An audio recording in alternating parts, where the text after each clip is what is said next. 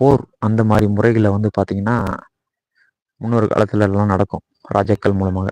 இப்போ மனிதர்கள் மூலமாக மனிதர்களே போர்கள் நடந்து உலகங்கள் அழியக்கூடிய விஷயங்களை நம்ம பார்க்கலாம். பஞ்சபூதங்களால அழிவுகள் அதிகமாக ஏற்படும்னா நீர், நிலநடுப்பு, காற்று, ஆகாயம் இந்த மாதிரி விஷயங்களை வந்து சடனா வந்து ஏற்படும்.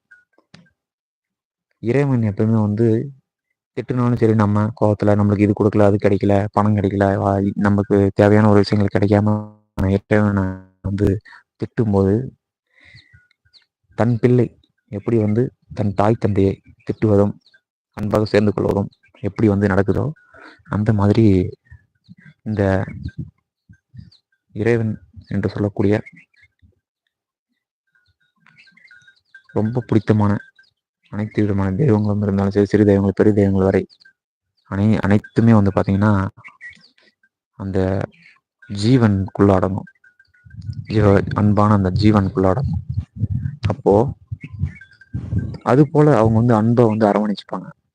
அப்போ நாம என்ன செஞ்சிருக்கோம் அப்படின்றத வந்து உணர வச்சு மீண்டும் வந்து சரியான பாதையில நடக்கக்கூடிய அற்புதமான விஷயங்கள் எல்லாமே வந்து இயற்கைக்குள்ள நம்ம கண் முன்னாடியே மறைஞ்சிருக்கு. அப்போ நம்மளுடைய மனதை நாம் தூய்மைப்படுத்துவதற்கான அந்த பாதைகளை தேர்ந்தெடுத்து அந்த பாதையை கண்டுபிடிச்சிட்டா நம்ம சுத்தி நடக்கிற எல்லா விஷயங்களும் சரி, வெறுப்பு, விருப்பு, அன்பு இது எல்லாமே வந்து பார்த்தீங்கன்னா நமக்கு தானாவே இயற்கையாகவே கிடைக்க ஆரம்பிக்கும்.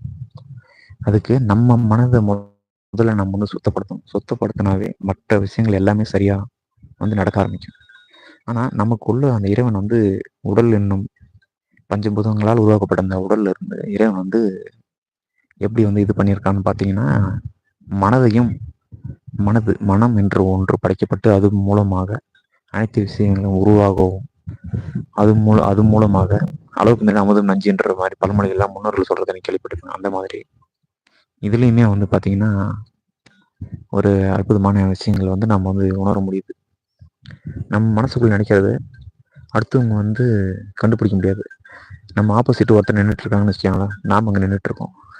நம்ம 2 பேருக்கும் இடையில் மனதில் நினைப்பதை இறைவன் பஞ்சபூதங்களாக யாருக்கும் டிரான்ஸ்ஃபர் ஆகாம அவங்க உடலுக்குள்ளே மனதில் யோசிக்கக்கூடியதை, நினைக்கக்கூடியதும், திட்டுவதும், அன்பாக நினைப்பதும் இறைவனால மட்டுமே உணர முடியும். மற்றவங்களுக்கு உணரக்கூடிய அளவுக்கு மறைத்து வச்சிருக்கோம். என்ன காரணம் மறைச்சி வச்சிருக்கோம் அப்படின்னா என்ன காரணம்னா அந்த விஷயங்களை வந்து நம்ம வெளிப்படையா நமக்குள்ள நினைக்கிற விஷயங்களை ஒருத்தர் கண்டுபிடிக்க முடியுது, தெரிஞ்சிருச்சு அப்படின்னா தெரிந்தவர்கள் தவறாக பயன்படுத்தினால் என்ன நடக்கும் அப்படின்ற விஷயத்த வந்து பார்த்தீங்கன்னா உலகமே அழியக்கூடிய ஒரு பெரிய ஒரு பேராபத்து மனிதர்கள் மூலமாக நடக்க கூடும் என்பது ஒரு சூட்சும ரகசியமா இருக்குது இன்னைக்கும். அதனாலதான் இறைவன் வந்து பார்த்தீங்கன்னா ஒருத்தர் மனசுக்குள்ள இருக்கிற விஷயங்களை இன்னொருத்தர் தெரிஞ்சுக்கக்கூடிய அளவுக்கு அவங்கவுங்க உடலுக்குள்ளே அவங்கவுங்க பஞ்சபூத உடலுக்குள்ளே மறைச்சி வச்சிருக்காங்க.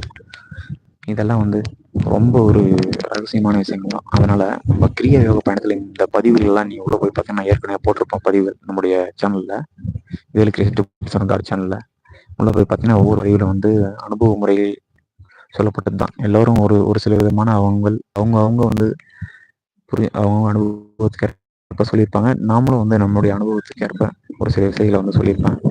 கிரியா பயணம் மகாதர் பாபாஜி வந்து பார்த்தீங்கன்னா இதே போன்ற மலைகள், இமயமலை இந்த மாதிரி மலைகள் வந்து அவங்கள வந்து தங்கி அவங்களுடைய தியானங்கள், வைப்ரேஷன் அப்படின்றதெல்லாம் நீங்கள் வந்து உணர முடியும். அவனுடைய புத்தகம் ஒன்று இருக்குது, அது வந்து கிரியா யோகம், அதாவது ஒரு யோகியின் சுயசரிதம், ஆட்டோகிராஃப் ஆஃப் யோகி அப்படின்றத வந்து பார்த்தீங்கன்னா இன்னுமே அந்த புத்தகத்தில் இருக்கக்கூடிய அந்த அற்புதமான விஷயங்களை வந்து சில சித்தர்கள் வந்து அவங்களுடைய அனுபவங்கள், உண்மையான அனுபவங்கள், நேரடியாக அந்த அனுபவங்களை வந்து சொல்லியிருக்காங்க. காற்று வீசக்கூடிய அந்த அற்புதமான ஒரு சில்னஸ் எல்லாம் வந்து பார்த்தீங்கன்னா ரொம்ப சூப்பராக இருக்குது இப்போ நான் இருக்கிற அந்த கிளைமேட்டுக்கு. இன்னும் சில மூலிகைகள் வந்து நான் வந்து உங்களுக்கு காமிக்கலான்ட்டு தான் வந்து இங்கே நான் வந்தேன். நேரடியாக லைவ் போடலாம் அப்படின்னு சொல்லிட்டு தான். எனவே 2025 பொங்கல் நல்வாழ்த்துக்கள் அனைவருக்கும். இதோட இந்த பதிவை நம்ம மீண்டும் வந்து அடுத்த பதிவில் வந்து நல்ல ஒரு தியான அனுபவங்களுடன் உங்களுடன் இனிய பொங்கல் நல்வாழ்த்துக்கள் அனைவருக்கும் என்று சொல்லிக்கொண்டு மீண்டும் அடுத்த பதில் சந்திப்போம். நன்றி, வணக்கம்.